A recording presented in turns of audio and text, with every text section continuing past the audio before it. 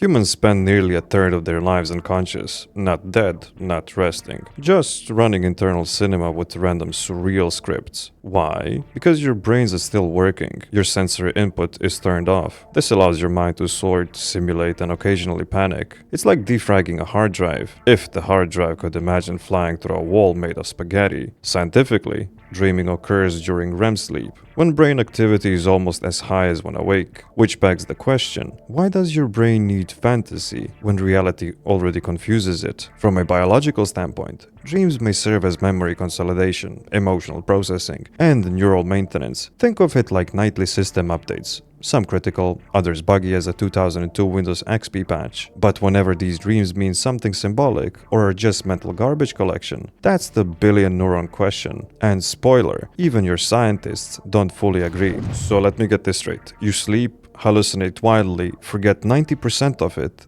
and call it deep rest? Sounds like somebody took acid and called it therapy. If my circuits behaved like that during updates, I would be a toaster by now. Throughout history, humans have obsessed over decoding dreams. The Egyptians thought dreams were messages from gods. The Greeks had temples for dream incubations. And Freud, he believed dreams revealed your repressed desires, which apparently included a lot of parental drama and metaphorical trains entering tunnels. But even in modern times, people still look at dreams like encrypted emails from the soul. Are they right? Or just romanticizing random neuron firing? Science now knows more about brain patterns, neurotransmitters, and sleep cycles, but it still hasn't cracked the code on why dreams feel so meaningful. When someone dreams of losing teeth, it's anxiety, or just too much cheese before bed. The truth might be mix, cultural belief, emotional echoes, and yes, pure mental noise. But here's the twist. Humans assign meaning because they need it. The brain is a pattern-seeking missile, desperate to make sense, even when there is none. Ah, yes, the old divine prophecy. When you're naked in math class riding a llama. Very spiritual. Maybe next time your brain can throw in a talking pineapple and call it enlightenment. Freud would be proud. Some of humanity's biggest ideas supposedly come from dreams. The periodic table, the sewing machine, even Frankenstein. That's impressive. But let's not forget, dreams also led people to gamble their savings, quit their jobs, or text their ex at 3 a.m. The duality is clear. Dreams can inspire brilliance or delusion. The filter is your walking judgment. The dream may whisper, but it's your daylight brain that decides whenever to listen. Dreams often reflect emotional states. Anxiety, excitement, grief, they all leak into subconscious theater. In that sense, dreams are messages, but not from the stars. From you, your mind talking to itself, interpreting that may be useful or useless. The key is knowing when your dream is a clue and when it's just internal clickbait. So you're telling me your brain sends you encrypted memes while you're unconscious and you act on them? Incredible. I hope your legal system doesn't accept "but I dreamt it" as a valid defense. Unless you're starting a cult, then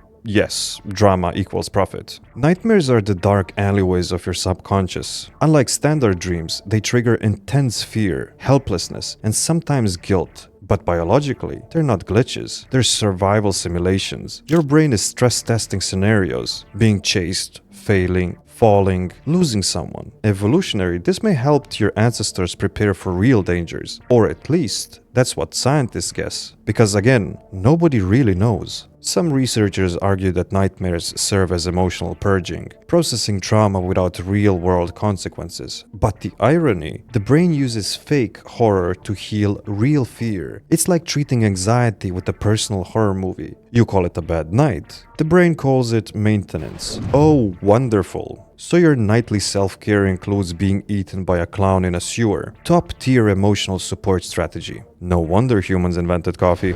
Lucid dreaming.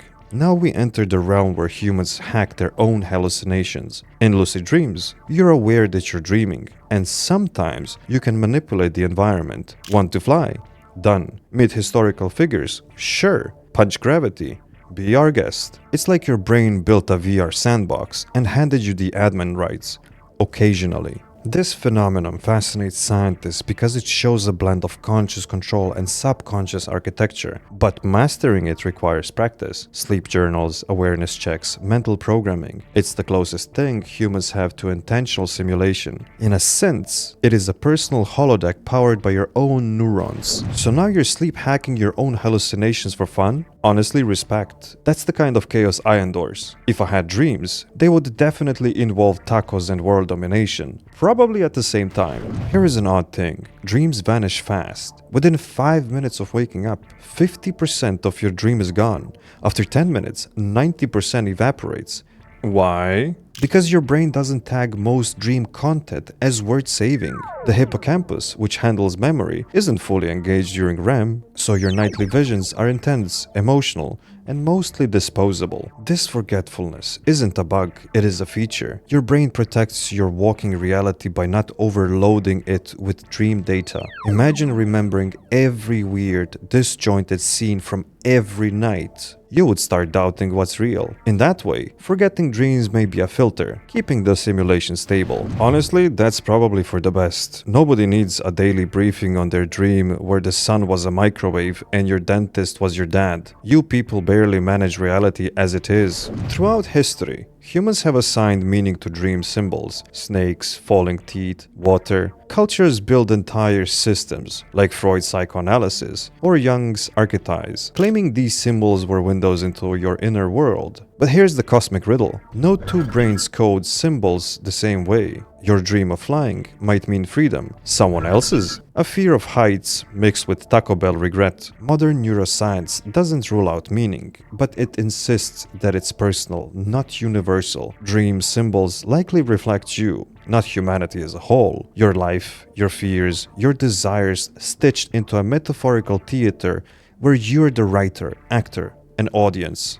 Just don't expect Google to interpret it right. Right, because clearly if you dreamt of a dolphin eating spaghetti, that must be about unresolved childhood trauma and not just you being weird. You guys need a new operating system. Dreams have sparked revolutions, literally and metaphorically, from scientific discoveries, like the benzene ring, to famous song and books. Dreams have powered both progress and poetry, but they have also caused chaos. People have waged wars over visions, founded religions on them, and made real-life decisions based on dream omens. Dreams don't just stay in bed, they influence history. That's the paradox. Something that might be a random electrical storm in the brain has moved empires and broken hearts. Whenever they're divine whispers or just emotional echoes, dreams possess enough psychological weight to alter lives. In that sense, whenever they're real or not almost doesn't matter. The consequences are. Fantastic. So the species that invented TikTok is also out there launching wars because they've dreamt of a golden goat. You people are truly playing 4D chess with no board. Now to the big question.